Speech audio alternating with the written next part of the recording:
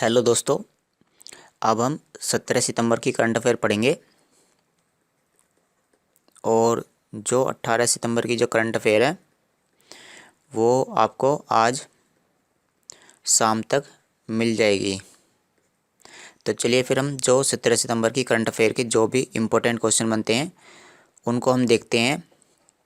और जो इसकी पीडीएफ होती है वो आपको जो वीडियो का डिस्क्रिप्शन होता है उसमें वहाँ पर लिंक दिया हुआ होता है, तो वहाँ से आप डायरेक्टली डाउनलोड कर सकते हैं। वहाँ पर आपको पूरे महीने की जो करंट अफेयर है वो आपको मिल जाएगी। इसमें हम 12 क्वेश्चन पढ़ने वाले हैं। और देखिए कल है संडे, तो संडे में क्या होगा, संडे में जो वीक की करंट अफेयर है, वीक की करंट अफेयर उसका होने वाला है टेस्ट। तो आप वीक की करंट अफेयर को रिवाइज कर लेना। ये जो टेस्ट है यह है सुबह 7 बजे से लेकर के शाम 7 बजे तक होगा। और जो इसका रिजल्ट आने वाला है वो कब आएगा, शाम 7 बजे। तो जो है आप जो है वीक की करंट अफेयर को रिवाइज कर लेना। चलिए फिर हम पहला क्वेश्चन देखते हैं। देखिए यहाँ पर जो प्रधानमंत्री नरेंद्र मोदी है वो कहाँ पर जाने वाले हैं, वो जाने वाले हैं अमेरिका।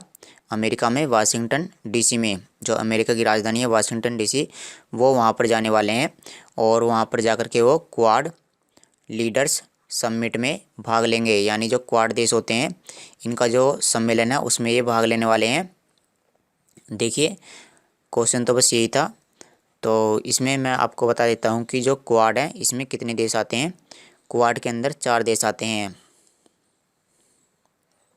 चलिए हम इनके नाम जान लेते हैं कि क्वाड के अंदर कौन कौन से देश आते हैं। आप यहाँ पर देखिए क्वाड के अंदर आता है अमेरिका, और उसके बाद यहाँ पर ऑस्ट्रेलिया, उसके बाद जापान, और उसके बाद इंडिया। तो क्वाड के अंदर ये 4 देश आते हैं जिनका नाम आपको पता होना चाहिए। साथ ही साथ में ये जो 4 देश हैं इनके बीच में एक एक्सरसाइज होती है, एक अभ्यास होता है जिसका नाम क्या है, मालाबार। मालाबार। तो ये अभ्यास इन चारों देशों के बीच में होता है, तो आपको इसके बारे में पता होना चाहिए। तो क्वाड के अंदर 4 देश आते हैं, अमेरिका, ऑस्ट्रेलिया, जापान, इंडिया। और इनका जो सम्मेलन है वो होने वाला है 24 सितंबर को। और इसमें प्रधानमंत्री वहाँ पर अमेरिका में जाकर के इसमें भाग लेने वाले हैं। तो चलिए फिर हम अगला क्वेश्चन देखते हैं। आप यहाँ पर देख सकते हैं, यहाँ पर जो चारों देशों के जो प्रधानमंत्री हैं या जो राष्ट्रपति हैं वो इसमें पार्टिसिपेट करने वाले हैं।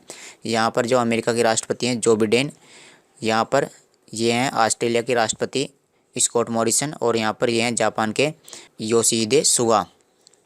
तो ये सभी इसमें पार्टिसिपेट करने वाले हैं। चलिए फिर हम अगला क्वेश्चन देखते हैं। भारत अफ्रीका रक्षा वार्ता 2022, भारत अफ्रीका रक्षा वार्ता 2022 का आयोजन किस शहर में किया जाएगा। तो यहाँ पर भारत और अफ्रीका के बीच में एक रक्षा वार्ता की जाने वाली है।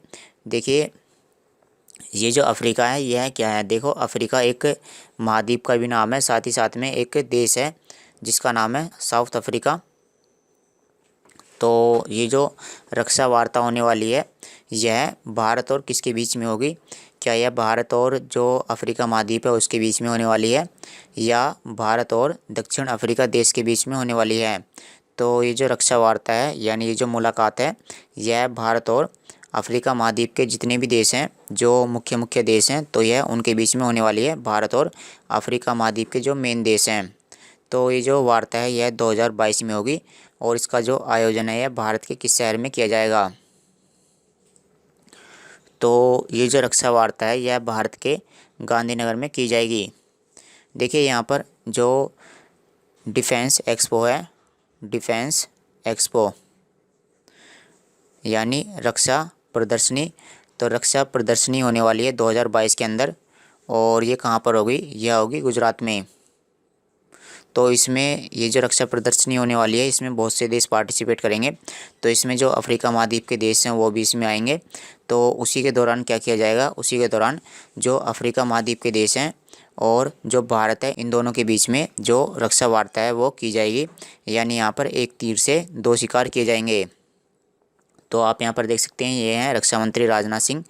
तो ये 2020 का फ़ोटो है, 2020 का, जब डिफेंस एक्सपो हुआ था, कहाँ पर, लखनऊ के अंदर। डिफेंस एक्सपो 2020 में लखनऊ के अंदर हुआ था। और ये जो डिफेंस एक्सपो है यह हर 2 साल के बाद आयोजित किया जाता है, और 2020 के बाद अब यह 2022 में आयोजित किया जाएगा गुजरात के गांधीनगर में। और इसमें भारत अफ्रीका रक्षा वार्ता 2022 का भी आयोजन किया जाएगा। भारत में किस आईआईटी संस्थान ने हाल ही में प्रोजेक्ट उड़ान लॉन्च किया है? तो आप यहाँ पर देख सकते हैं Indian institute of technology Bombay, यानी जो आईआईटी बॉम्बे है उसके द्वारा प्रोजेक्ट उड़ान लॉन्च किया गया है, प्रोजेक्ट उड़ान। और चलिए फिर हम इसका उद्देश्य समझ लेते हैं। इसका उद्देश्य क्या है? इसका उद्देश्य है, जैसे आपने 12th पास कर ली और 12th पास करने के बाद में आप जो है किसी कॉलेज में एडमिशन लेने के लिए जाते हैं, यानी आप हायर एजुकेशन के लिए जाते हैं। तो वहाँ पर क्या होता है कि जैसे बहुत से राज्यों से बच्चे आते हैं, जैसे मान लेते हैं जैसे आईआईटी बॉम्बे में ही बहुत से बच्चे एडमिशन लेते हैं आईआईटी बॉम्बे में। तो यहाँ पर बहुत से राज्यों से बच्चे जाएंगे, तो कुछ ऐसे बच्चे होंगे जिन पर इंग्लिश लैंग्वेज नहीं आती होगी, तो वहाँ पर भाषा के आदान प्रदान में काफ़ी दिक्कत आएगी। तो इसी की समस्या को दूर करने के लिए ही जो आईआईटी बॉम्बे है इसने प्रोजेक्ट उड़ान शुरू किया है।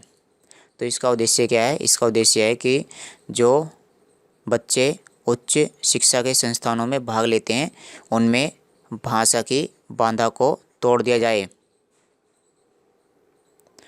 जोमेटो के सह संस्थापक का नाम बताइए जिन्होंने हाल ही में अपने पद से इस्तीफा दे दिया है। तो जोमेटो, आप इसके बारे में जानते ही हो। ये जो जोमेटो है यह फूड डिलीवरी कराती है, और जो इसके सह संस्थापक हैं यानी इन्होंने जोमेटो की मिल करके स्थापना की है। तो जो सह संस्थापक हैं इनका नाम है गौरव गुप्ता। प्रधानमंत्री नरेंद्र मोदी ने 14 सितंबर 2021 को किस शहर में राजा महेंद्र प्रताप सिंह स्टेट यूनिवर्सिटी की आधारशिला रखी है?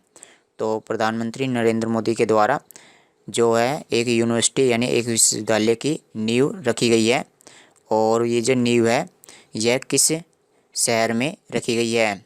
तो ये जो यूनिवर्सिटी का निर्माण किया जा रहा है यह कहाँ पर किया जा रहा है? यह अलीगढ़ में किया जा रहा है। तो ये जो अलीगढ़ है काफ़ी दिनों से चर्चा में है, क्योंकि हाल ही में जो अलीगढ़ का नाम है वो बदल करके हरिगढ़ भी कर दिया गया है। किस शिक्षा बोर्ड को यूनेस्को साक्षरता पुरस्कार प्रदान किया गया है? तो यूनेस्को के द्वारा एक पुरस्कार प्रदान किया जाता है जिसका नाम क्या है? यूनेस्को साक्षरता पुरस्कार। तो ये जो बोर्ड है, बोर्ड का नाम क्या है? NIOS, यानी national institute of open schooling. National institute of open schooling, यानी जो ओपन स्कूल होते हैं, यानी वहाँ पर जो है आपको स्कूल में जाने की आवश्यकता नहीं होती है, केवल आप एग्ज़ाम देने जाते हैं। तो ये जो NIOS बोर्ड है इसको यूनेस्को साक्षरता पुरस्कार से सम्मानित किया गया है।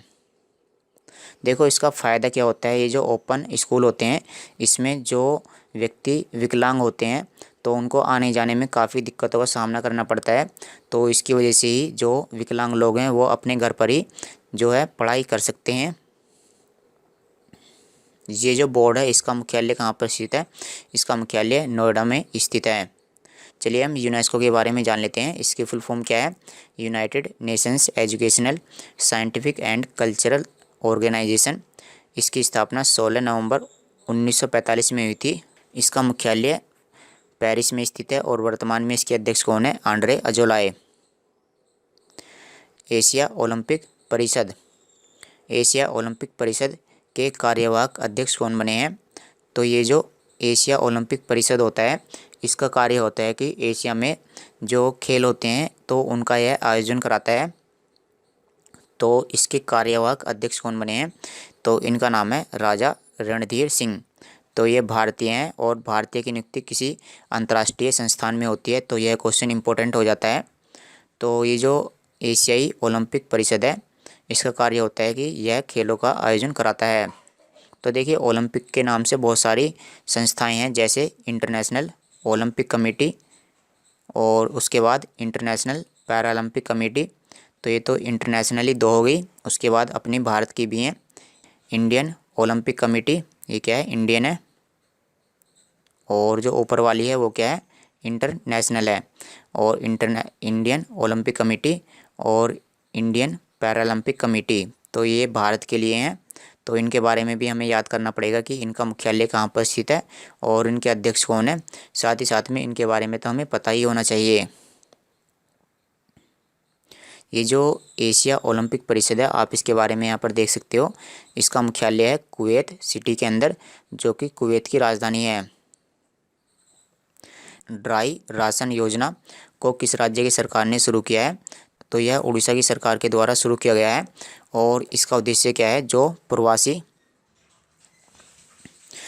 प्रवासी मजदूर हैं और उनके पास राशन कार्ड नहीं है, तो जब उनके पास राशन कार्ड नहीं है तो राशन कार्ड के बिना भी जो प्रवासी मजदूर हैं उनको राशन प्रदान किया जाएगा। और इस योजना के तहत 5 किलो चावल उनको प्रदान किए जाएंगे। 5 किलो चावल, प्रवासी मजदूर को 5 किलो चावल फ्री में मिल जाएंगे। तो इस योजना के तहत ये सब किया जाएगा। ओडिशा के बारे में जान लेते हैं। इसकी स्थापना 1 अप्रैल 1936 को हुई थी। और यहाँ के जो राष्ट्रीय उद्यान हैं वो कौन कौन से हैं? सिमलीपाल और भीतरकनिका। चलिए कुछ राष्ट्रीय उद्यान हम रिवाइज कर लेते हैं। यहाँ पर कौन कौन से हैं? सिमलीपाल और भीतरकनिका। यहाँ पर देखिए झारखंड में है बेतला। और ये जो बिहार है, बिहार में क्या है? केवल एक ही है, वाल्मीकि। तो झारखंड में भी केवल एक ही है, बिहार में भी केवल एक ही है, और यूपी में भी केवल एक ही है, और उसका नाम क्या है? दुधवा। और कल ही हमने पढ़ा था, ये जो हरियाणा है इसमें 2 हैं। कौन कौन से? एक तो है कालेसर और दूसरा कौन सा है? सुल्तानपुर। तो इस तरह से हमने कितने राज्यों के राष्ट्रीय उद्यान याद कर लिए? 1 2 3 4 5 5 राज्यों के राष्ट्रीय उद्यान हमें याद हो चुके हैं। पाकिस्तान क्रिकेट बोर्ड के अध्यक्ष कौन बने हैं? तो आप यहाँ पर देख सकते हैं, इनका नाम है रमीज राजा। पाकिस्तान के अगर हम बारे में बात करें तो इसकी स्थापना 14 अगस्त 1947 को हुई थी। और यहाँ के प्रधानमंत्री कौन है? Imran Khan. Florence Nightingale award 2021 से किसे सम्मानित किया गया है? तो आप यहाँ पर देख सकते हैं, ये हैं गुजरात की नर्स। और ये जो फ्लोरेंस नाइटिंगेल हैं, ये कौन है? आप यहाँ पर देख सकते हैं, ये थी ब्रिटिश की नर्स, यानी ये इंग्लैंड की नर्स थी। इंग्लैंड की ये नर्स थी और इन्हीं के नाम पर यह अवार्ड प्रदान किया जाता है।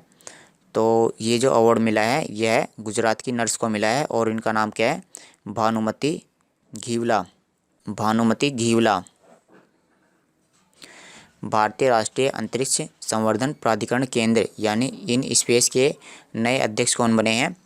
तो केवल आपको इनका नाम याद करना है, और इनका नाम है पवन गोयंका। 16 सितंबर को विश्व भर में कौन सा दिवस मनाया जाता है? तो 16 सितंबर को मनाया जाता है विश्व ओजोन दिवस, या इसी को हम बोल सकते हैं अंतर्राष्ट्रीय ओजोन परत संरक्षण दिवस। और लास्ट क्वेश्चन है ये, 15 सितंबर को पूरे विश्व भर में कौन सा दिवस मनाया जाता है? तो 15 सितंबर को मनाया जाता है अंतर्राष्ट्रीय लोकतंत्र दिवस, यानी इंटरनेशनल डेमोक्रेसी डे। और यहाँ पर जो डेमोक्रेसी होती है या जो लोकतंत्र होता है, इसका मतलब क्या होता है? लोकतंत्र का मतलब होता है जिसमें जो सर्वोच्च पद होता है,